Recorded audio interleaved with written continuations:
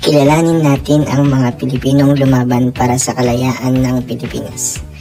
Ang una sa ating listahan ay si General Emilio Aguinaldo. Si General Emilio Aguinaldo ay lumaban sa himagsikan laban sa Spain at sa digmaan laban sa mga Amerikano. Nahalal bilang unang Pangulo ng unang Republika ng Pilipinas at noong Abril 19, 1901, lumagda sa isang pahayag na nagsasabing dapat nang tanggapin ng bayan ang pamahalaan ng United States.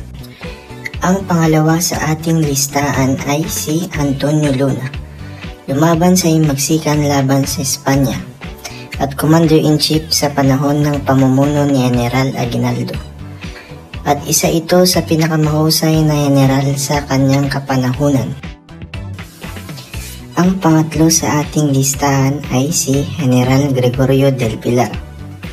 Ito ang pinakabatang general sa edad na 24 years old at lumaban sa himagsikan laban sa Spain at sa digmaan laban sa mga Amerikano.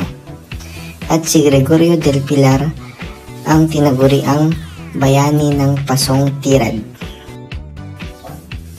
At ang pang-apat sa ating listahan ay si General Miguel Malvar.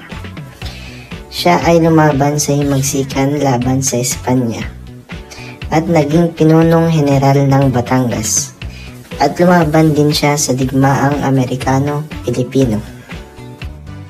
Ang panglima sa ating listahan ay si Macario Sakay.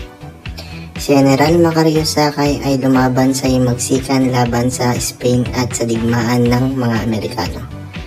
At ipinagpatuloy ang pakipaglaban sa mga Amerikano kahit nahuli na si General Aguinaldo.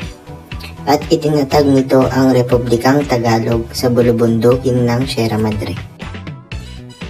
Ang pang-anim sa ating listahan ay si General Artemio Ricarte.